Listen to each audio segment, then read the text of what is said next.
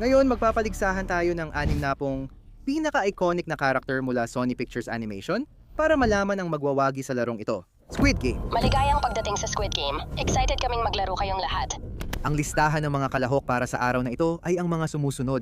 Boog, Elliot, Gazelle, Shaw, Mr. Weenie, Ian, Fifi, Cody Maverick, Big Z, Chicken Joe, Tank Evans, Flint and Tim Lockwood, Sam Sparks, Officer Earl, Chester V, Papa Smurf, Smurfette, Arthur, Steve Claus, the Pirate Captain, Queen Victoria, Drac, Mavis, Johnny, Dennis, Murray the Mummy, Frank, Wayne Werewolf, Blobby, Erica, Abraham Van Helsing, Vlad Dracula, Bella, Gargamel, Azrael, Peter Rabbit, Miles Morales, Spider-Gwen, Spider-Ham, Spider-Noir, Peter Parker, The Prowler, Kingpin, The Spot, Olivia Octavius, Red Leonard, Katie Mitchell, Rick Mitchell, Pal, Rumi, Zoe, Mira, Bobby, Jenu, Din, Longzu, Vivo, at Gabby.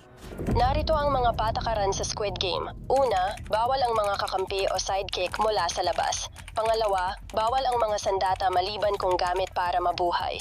Pangatlo, walang mahika. Pang-apat, pinapayagan ng mga likas na kakayahan. Ang unang laro ay red light, green light. Maaari kang umabante kapag sumigaw ito ng green light at huminto kapag sumigaw ito ng red light. Kapag nahuli kang gumalaw pagkatapos nito, ikaw ay matatanggal. Bilis, pagiging kalmado, at pisikal na kakayahan ang mahalaga sa round na ito. Kaya sina Rumi, Zoe at Mira ang halatang mananalo. Ang pagpe-perform ng mga konsyertong tumatagal ng ilang oras ay nangangailangan ng matinding resistensya. At hindi pa kasama dyan ang katotohanang pumapatay sila ng mga demonyo araw-araw. Normal lang sa kanila ang humarap sa panganib. Si Bobby, kahit hindi halatang panalo, ay kalmado sa gitna ng daan-daang sumisigaw na tagahanga. Hindi siya tuluyang bumibigay, bahagya lang. Kaya nakaligtas si Pal sa round na ito. Isa siyang AI na ginawa para maglingkod sa tao, pero itinakwil. Bago pa siya tawaging laos ng kanyang lumikha, mukhang kontento naman siya sa papel niya. Makikipag-team up siya kay Bobby para tulungan siyang pamahalaan ng stress at mga babae na malugod niyang tatanggapin. At kung pag-uusapan ang mga alok, inalok ni Longzu si Din ng mabilis na sakay papunta sa finish line na nagbigay daan sa kanilang dalawa na madaling makapasa sa round na ito. May mga manlalaro na mas gusto sumayaw sa sarili nilang tugtog. Pumasok si Gabby, kilalang nakakainis at tila nabubuhay para manggulo. Naiintindihan nito dahil isa siyang batang dumadaan sa mahirap na pagdadalamhati. Pero di natin nakikitang sineseryoso niya ang laro. At sa kabila ng mga babala ni Vivo, igigiit pa rin niyang subukan ang hangganan ng mukha sa red light. Kaya siya ang naging unang natanggal na manlalaro. Ikaw ay natanggal na. Alanganin din dito ang mga manlalarong madaling kabahan. Halos lahat sila. Pero kay Elliot, gangin mamikibasan ng si Dinaya Elliot, laging nag-aaway ang dalawang brain cells niya kung sino ang dominante, kahit sa normal na sitwasyon. At bilang isang usa, alam na alam niya kung ano ang ibig sabihin ng tunog ng putok ng baril na yon. Kahit manatili siyang kalmado, tiyak na gagamitin ni Shaw ang pagkakataon para sabotahehin at gantihan siya. Sa parehong usapan, si Johnny naman ang susunod na aalis. Tulad ni Elliot, medyo slow siya pero alam niyang may pamilya siyang dapat protektahan. Habang pinoprotektahan ni Mavis si Dennis, padalos-dalos namang tatakbo si Johnny para protektahan sila. Nahahantong sa kanyang kapahamakan. Mas matindi ang takot ni na Mr. Weenie, Flint Lockwood, at Arthur Christmas kaysa sa ibang kalahok kaya tiyak na matatanggal sila. Manlalaro, ikaw ay natanggal na. Kahit marami na silang pagsubok na nalampasan, mas madalas pa rin silang hindi kalmado sa pagharap sa mga problema kaysa sa karamihan. Ganoon din sina Haring Leonard at Peter Rabbit, na pareho ring pabiro at magaan ang loob na ikapapahamak nila. Ang huling matatanggal sa round na ito ay si Blobby dahil hindi kayang baliwalain ng motion sensor ang kanyang jiggle physics. Para na rin ito sa ikabubuti, kahit gusto naming maging kapanapanabik ang Squid Games. Dahil si Blobby ay may walang hanggang karunungan at kapangyarihan, parang nawalan ng saysay ang kompetisyon. 51 sa 60 manlalaro ang natira. Tara na sa susunod na laro. Sa Honeycomb, kailangan nilang ukitin ang hugis sa cookies nila. Matatanggal ang makakabasag ng cookie o maubusan ng oras. Kailangan dito ang tiyaga, matatag na kamay, liksi, at pagiging madiskarte at malikhain. Habang nagluluksa siya sa pagkawala ng anak, mananalo pa rin si Tim sa round na ito dahil sa karanasan niya sa pangingisda para sa bayan. Kailangan dito ng konsentrasyon at matibay na kamay. At dahil taglay ni Tim ang mga katangiang iyon, siya ang isa sa mga unang matatapos. Malamang gagamitin pa niya ang sobrang oras para tulungan ang ibang manlalaro na nangangailangan. Si Hunter X, gaya ng dati, hindi pumapalya. Sanay silang gumamit ng sandata at mag-makeup habang lumalaban sa demonyo Kaya madali lang sa kanila ang larong ito. Ang kahangahangang kakayahan ni Rick Mitchell sa pagkakarpintero ay dahilan para maging isa pa siyang mahusay na kalahok. Pero kilala natin siya, magsisimula muna siyang ukitin ang cookie ni Ketty para sa kanya. Katulad nito, natutunan din ni na Big Z at Cody Maverick kung paano mag-ukit ng sarili nilang mga board. Kaya sa tingin namin, ligtas muna sila sa ngayon at handang tumulong si Cody. Si Chicken Joe, na malamang ay bangag na sa ngayon sa kung anong paraan. Ang mga bihasang inventor tulad ni na Chester Visa, Gargamel, The Spot, at Olivia Octavius ay nasa maayos na lagay dahil sa kanilang kasanayan. Hindi rin dapat kalimutan ng mga kuko na parang cookie cutter ng kalikasan. Kaya panalo sina Azrael, Bug, at Genyo dito. Kahit si Red ang bida ng Angry Birds, sapat lang ang kanyang pagpipigil para makaligtas dito. Hindi natin masasabi ang ganoon para kay Reyna Victoria, na talagang nagwawala kapag hindi niya nakukuha ang gusto niya. At ang susunod na talo sa round na ito ay si Tank Evans. Manlalaro na tanggal ka na. Para sa isang alamat tulad niya, napakadali lang ang pag-ukit ng cookie. Iyon ang sinasabi niya sa sarili niya. Gustong-gusto kong maging sentro ng atensyon dahil doon talaga ako nararapat. Sa totoo lang, ang pagmamadali niyang matapos agad para mauna sa ibang mga manlalaro ang naging dahilan ng kanyang kapahamakan. At ang huling aalis ay si Ian, ang Joe Swanson na usa. Para sa mga hindi pamilyar sa mahalagang kwento ng open season, si Ian ay medyo malakas, pero mayabang din siya ng kaunti. At ngayong wala na si Elliot, baka gamitin niya ang pagkakataon para subukang ligawan si Gazelle habang wala ito. Ipakikita niya kay Gazelle kung gaano kadali mag-ukit ng hugis mula sa cookie, pero dahil paa ang meron siya at hindi kamay, hindi siya magtatagumpay. 48 manlalaro na lang ang natitira. Oras na para sa susunod na laro, 6 na paa na pentathlon. Ganito ang patakaran. Hahati ang mga manlalaro sa grupong tigli-5 tatalian ang mga paa at sabay-sabay gagalaw sa track kada 10 metro. Isang manlalaro ang maglalaro ng minigame hanggang matapos at bawat miyembro ay maglalaro minsan. Layunin ay tapusin lahat ng laro sa oras. Inuulit bawat isa hanggang matapos. Narito ang mga minigame. Sa Duck G, ihagis ang papel na tile para mapatalikod ang isa pa. Sa lumilipad na bato, ihagis ang maliit na bato para pabagsakin ang isa pang bato. Gonggi, isang traditional na Korean jacks, paikot na trompo, at jegi. Sipain ng 5 beses sunod-sunod ang jegi sa ere. Parang sipa. Ang balanse, composure, at pangkalahatang galing sa paglalaro ay mahalagang katangian para sa larong ito. Pero marahil, ang pinakamahalaga ay ang teamwork at ang kakayahang bumuo ng mahusay na koponan. Dito na magsisimulang mabuo ang mga alyansa at koponan. Tingnan natin kung sino ang naiwan sa pagpili ng miyembro. Para sagutin yan, isipin natin ang mga manlalarong agad nagsama. Sina Zoe, Mira at Rumi ay halata ng magkakasama, kaya sina Bobby at Pal ang sunod na pinili. Kaso gusto ni Rumi bigyan ng chance si Gnu na mukhang nagsisisi na mapasama sa team nila. Habang nag-aatubili sina Bobby at Zoe magpaalam kay Pal, sinabi ni Mira na ayos lang naman si Pal. Hindi natin babanggitin ang salitang nagsisimula sa C. Pero isa lang siyang app, kaya hindi siya pwedeng maglaro sa kahit anong laro. Natalo rin sa round na ito sina Papa Smurf at Smurf Player. Ikaw ay natanggal na. Masyado silang maliit para maging kapaki-pakinabang o maging unang pagpipilian ng kahit sino sa larong ito. Karamihan sa ibang koponan ay ligtas sa round na ito. Magkakasama pa rin ang grupo ng Spider-Verse at mga kontrabida ng parehong serye. Kailangan pa ng miyembro ang huling koponan. At masayang pumalit si Bella na sadista matapos sirain ang ugnayan niya kay Vlad. Sa Hotel Transylvania, ligtas muna sina Drac, Mavis, Dennis, Van Helsing at Erica.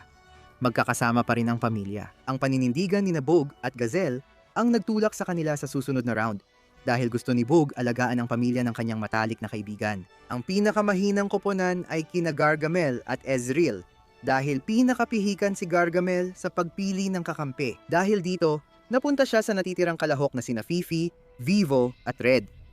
Mabuti na lang, mas mahusay pa ang mga semi-sentient na hayop kaysa sa inaasahan nila. Mukhang papasok sa next round ang pangunahing kaaway ng mga Smurf kahit di inaasahan. 45 pa ang natitira. Susunod ang laro ay Mingle. Narito ang mga patakaran. Tatayo ang mga manlalaro sa umiikot na plataporma sa gitna ng malaking bilog na silid. Sa anumang oras, may tatawaging numero at sa sandaling iyon, may 30 segundo ang mga manlalaro para bumuo ng grupo ayon sa numerong iyon at siguraduhing may lugar sila para sa kanilang sarili. Tatanggalin ang manlalarong di makahanap ng grupo na may tamang bilang ng manlalaro. Bilis, kalmado, at walang awa ang pinakamabuting kakampi mo rito. Sino sa mga karakter ang siguradong makakakuha ng silid? At sino ang gagawa ng lahat para makuha ito? Hindi na kailangang sabihin lahat ng Spider-Verse versions ay papasa sa round na ito dahil sa bilis, liksi, at talas ng pandaman nila. Ang mga kontrabida, alam nilang malaki silang banta, kaya hindi nila hahayaang makalagpas ang mga ito.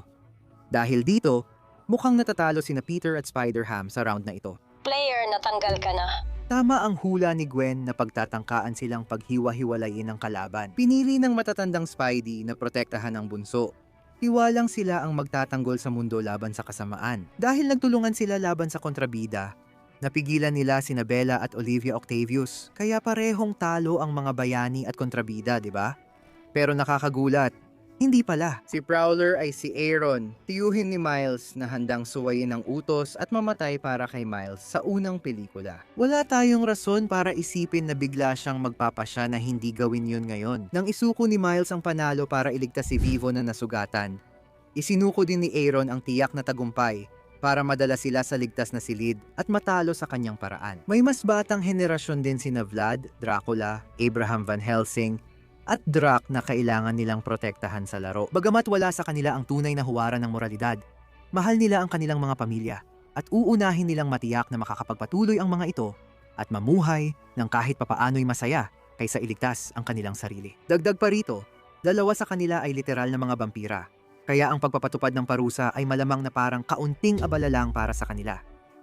Si Cody ay nanatili kay Chicken Joe hanggang ngayon. Dahil laging lutang si Joe, kailangan niya itong panatilihing konektado sa realidad. Sa round na ito, mabuti at tumulong si Big Z sa kanila kahit di iniisip ang sarili niyang kaligtasan. Nang muntik isakripisyo ni Cody ang sarili para kay Chicken Joe sa kwarto ni Big Z, inilabas ni Z ang Uno reverse card at pinayagan silang magpatuloy sa surfing careers nila. Alam mo, pagkatapos nilang matapos sa lahat ng Death Games, habang nailigtas ni Miles si Vivo kanina, hindi ganoon kaswerte sina Red at Fifi, nadapa sila sa kaguluhan at natalo tuloy. Mas malas pa si Shaw, na sinubukang hilahin si Gazelle palabas ng kwarto kasama si Boog sa huli. Hindi na kailangang sabihin, napakabobo ng ginawa niya dahil siguradong hindi niya matatalo si Gazelle o Boog sa suntukan. Isa pang pagkatalo na hindi nakakaawa ay ang kay Chester V. Tanggal na ang manlalaro. Tiyak na sapat ang kalupitan para itulak ang iba, pero kulang ang lakas ng katawan para gawin yon. Ang huling natanggal sa round ay mula kay Hunter X noong duo round na yon. Habang sina Rumi at Mira ay naghiwalay, pinayuhan nila si Genu na sumama sa isang malakas na manlalaro dahil demonyo siya, at sina Zoe at Bobby ay magsama sa isang kwarto. Habang nauubos ang oras at naglalak ang mga pinto, gumawa si Genu ng kasuklam-suklam na desisyon. Hinila niya si Bobby palabas ng kwarto ni Zoe na nauwi sa pagtanggal nito at galit ni Hunter X. Gayunpaman, nasa kalagitnaan na tayo kaya oras ng balikan ang natitirang buhay. Mga kalahok sina Boog, Gazelle, Cody Maverick, Chicken Joe, Tim Lockwood, Sam Sparks, Official Earl, Steve Claus, The Pirate Captain, Mavis, Dennis, Frank, Murray, Ang Mummy, Wayne, Werewolf, Erica, Gargamel, Azriel, Miles Morales, Spider-Gwen, Spider-Noir, Kingpin, The Spot, Katie Mitchell, Rick Mitchell, Rumi, Mira, Zoe, Genu, Din, Longzu, at Vivo. 31 manlalaro ang natira. Congrats sa mga nakarating dito. Oras na para sa susunod na laro. Ang mga manlalaro ng taguan ay hahatiin sa dalawang koponan. Ang mga nagtatago ay blue at ang mga tagahanap ay red. Ang tagahanap ay bibigyan ng kutsilyo at kailangang makapatay ng isa sa loob ng oras. Ang mga nagtatago ay bibigyan ng isa sa 3 susi para makapasok sa iba't ibang pinto at taguan sa arena. Kailangan nilang makahanap ng labasan na may 3 susi bago matapos ang oras o kaya'y manatiling buhay sa loob ng 30 minuto. Sa larong ito, random na pinipili ang mga papel. May ilang minuto ang mga manlalaro para magkasundo sa pagpapalit, na mangyayari lang kapag parehong pumayag. Dahil dito, ganito sa tingin namin ang magiging hatian ng mga koponan. Kasama sa magtatago sina Gazelle, Chicken, Joe, Sam, Steve, Claus, Dennis, Murray, Azrael, Miles, Spider-Gwen, The Spot, Katie, Rick, Rumi, Zoe, Din, at Vivo. Ang mga maghahanap ay sina Boog, Cody, Tim, Earl, Kapitan Pirata, Mavis, Frank, Wayne, Gargamel, Spider-Noir, Kingpin, Erica, Mira, Genu, at Longzu. Nais ng mga magtatago na may lihim silang galaw. Pero kung makasalubong nila ang isang maghahanap, kailangan nilang maging mabilis para makatakas o malakas para maprotektahan ang kanilang sarili. Kailangan ng mga maghahanap ng lakas at bilis sa malinaw na dahilan. Pero kailangan din nila ng matinding bagsik para tuluyang matalo ang kanilang biktima. Tiyak na ligtas si Katie, basta't kasama niya si Rick. Maaaring hindi niya palaging maintindihan ang kanyang anak na babae. pero handa niyang ialay ang kanyang buhay para sa kanya anumang oras. Ganoon din ang kaso kina Dennis at Mavis, na nagboluntaryo bilang tagahanap para hindi na kailanganin ni Dennis, basta't si Mavis, na isang tagahanap, ang nagbabantay sa kanya. Walang makakalapit kay Dennis nang hindi na didiskwalipika sa pamamagitan ng pagtanggal sa kanya. Hindi tulad ni Mavis, si Murray ay madaling mahuli kaya agad siyang natanggal sa laro. Kung walang bakas ng toilet paper, siguradong may kakaibang amoy siyang iniiwan. Kaya madali siyang napagpira-piraso ng Kapitan Pirata. Hindi ko alam kung bakit, pero parang hindi natural na pirata ang pumatay ng mommy, di ba? May ilang mabubuting tagahanap na mananalo sa round na ito. Hindi dahil sa masama, kundi dahil sa kagustuhang mabuhay. Pinabagsak ni Boog si Steve Claus habang humihingi ng paumanhin. Pero may mga kaibigan at pamilya siyang babalikan sa kanilang lugar.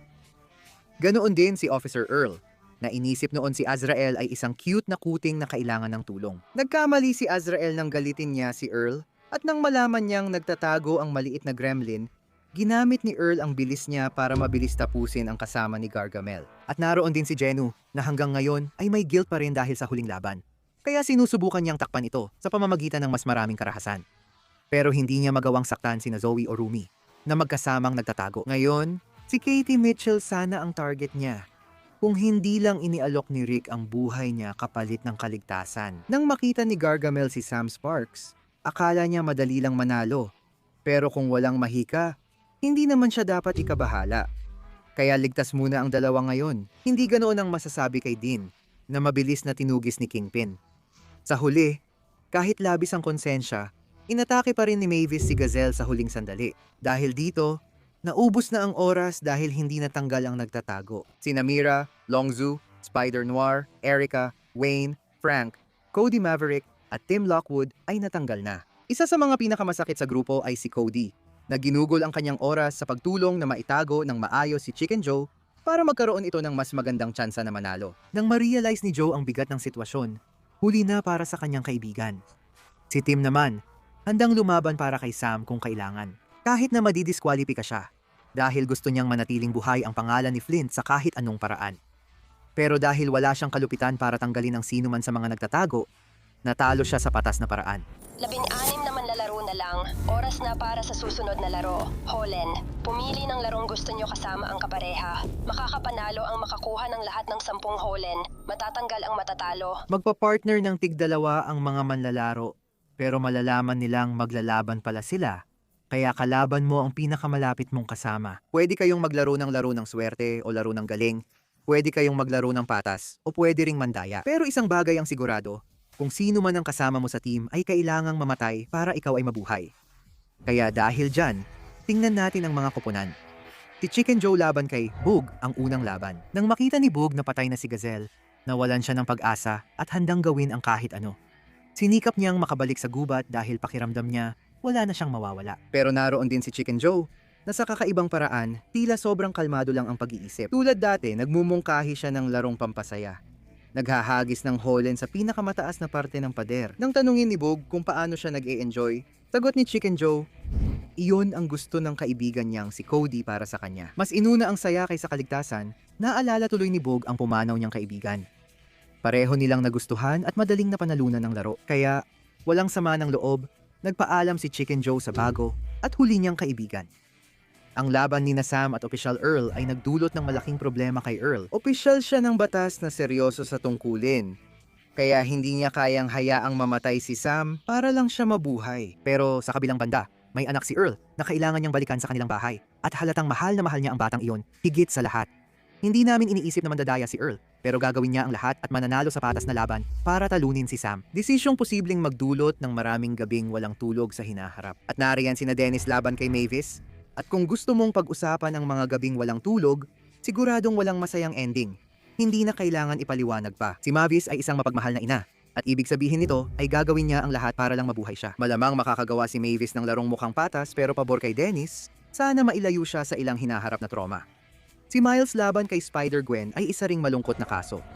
Sa pagkakakilala kay Miles, siguradong handa siyang isakripisyo ang sarili para kay Gwen bilang pagpapakita ng tunay at kahangahangang kabayanihan. Pero mas mahinahon si Gwen kaysa sa kanya.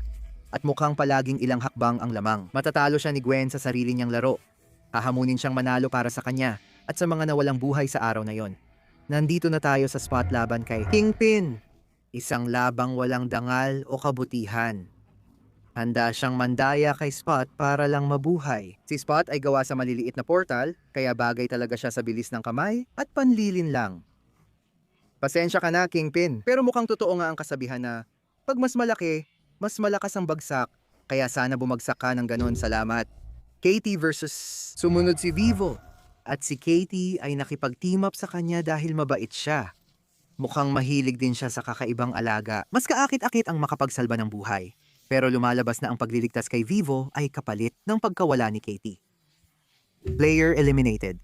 Gagawin lang niya ito kung papayag si Vivo maghatid ng mensahe sa pamilya, ipaliwanag kung nasaan siya at gaano niya sila kamahal. Ang laban ni Narumi at Zoe ay isa sa pinakamalungkot sa round na ito, lalo na't nawala rin sina Bobby at Mira. Sobra na ang trahedya sa buhay ng dalawa. Sa tingin namin, handang mamatay ang isa para mabuhay ang isa pa. Pero si Zoe, bukod tangi dahil ipinapakita niya ang nararamdaman niya at napakalaki ng puso niya. Si Rumi, na nakakaramdam ng responsibilidad sa pagkamatay ni Bobby dahil pinapasok niya si Genu sa kanilang alyansa, ay hinikayat si Zoe na mamuhay ng masaya. Ang pagharap kay Genu at ang makita ni Genu si Rumi na nagsasakripisyo mula malayo ay makakaapekto sa kanya. Lalo na't kalaban niya si pirata o kapitan. Matalino ang kapitan pero minsan makitid mag-isip. Si Genu, isang daan-daang taong demonyo, ay hindi mahihirapang lokohin o talunin siya kahit sa patas na laban. Siguradong may moral na dilema siya. Sa susunod na round, 8 na lang ang manlalaro. Oras na para sa pangalawang huling laro. Luksong lubid dito. Kailangang tumawid ng mga manlalaro sa mapanganib na tulay na hindi matatamaan ng higanteng double dutch na lubid. Mag-ingat sila dahil bumibilis ang lubid at may 20 minuto lang silang makatawid. di tulad ng huling stepping stones, dito liksi, bilis, at hinahon lang ang kailangan. Kailangan mo ng tapang, balanse, at tamang tiyempo para makalagpas sa round na ito. Ang mga taong may mabubuting puso ay pwedeng tumulong sa mga mahihinang manlalaro para makatawid. Pero ang mga medyo tuso ay madaling sirain ang laro para mapabuti ang sarili nilang tsansa. Pero sandali lang, tingnan muna natin kung sino ang mga natitira. Boog, Officer Earl, Dennis, Miles Morales, The Spot, Vivo, Zoe, at Genu. Ngayon Spot, dahil tuso na siya, hindi na niya kailangang sundin ang tradisyonal na laro. Portal na lang agad para makatawid sa tulay. Pero matalino si Spot, kaya sa tingin namin tatawid siya ng patas para magawa niyang guluhin ang ibang mga manlalaro. Sa palihim na pagpapalaki ng butas sa tulay, nalalagay sa panganib ang ibang manlalaro. Nang makita ang panganib, nagdesisyon si Genu na bigyan ng babala ang iba kahit ayaw nilang makinig. Ang unang malalaglag ay ang magka-partner na sina Official Earl at Dennis. O hindi naman? Kasi si Officer Earl, nagdesisyon siyang protektahan at buhatin ang bata na namatayan ng inapatawid ng tulay. Hindi alam na ito ay isang vampira. Mabuti na lang dinala ni Dennis na anyong paniki sila sa ligtas na lugar.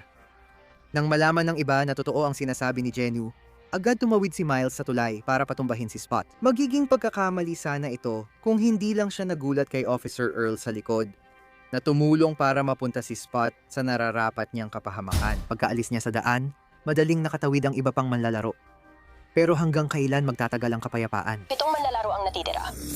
Panahon na para sa huling round. Maganda na para sa ating huling laro, Sky Squid Game. Dinisenyo ang laro para sa minimum 4 na manlalaro at 3 matatanggal. Pipindutin ng manlalaro ang button sa tore para simulan ng round. Saka bibigyan ng oras para itulak ang kahit isang buhay na manlalaro mula sa tore. Kapag natulak na ang manlalaro, pwedeng lumipat ang iba sa susunod na tore. Pero marami pa ring manlalaro sa huling bilog na tore. Sa huli, kapag natanggal ang isang manlalaro, idedeklara ang panalo ng Squid Game. Maaaring magdiplomasya ang natitirang manlalaro para magkasundo kung sino ang pagtutulungan o sumabak agad sa rambol.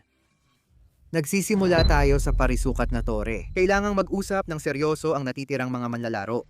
Wala nang natitirang purong masama ngayong wala na si The Spot. Panahon nang magpasya kung sino ang handang magsakripisyo o gumawa ng mahirap na desisyon para makatawid sa susunod na tore. Iginiit ni Genu na di pa rin tanggap ang kabutihan na si Vivo ang unang umalis dahil isa lang siyang hayop, hindi higante. Tulad ni Boog, tahasang tumutol din si Zoe, na likas na malambot ang puso, pati si Dennis sa ideyang ito. Nag-aatubili man, pumayag si Officer Earl dahil gusto niyang makasama muli ang anak sa bahay. At dahil doon, malungkot na nakumpirma si Vivo bilang unang natanggal sa huling round, na nagdala sa lahat sa tatsulok na tore. Nang makita na natanggal si Vivo dahil isa siyang hayop, Inisip ni Boog na siya na ang susunod, kaya naging defensive siya, na may dahilan din. Lumapit si Geno kay Boog para tanggalin siya.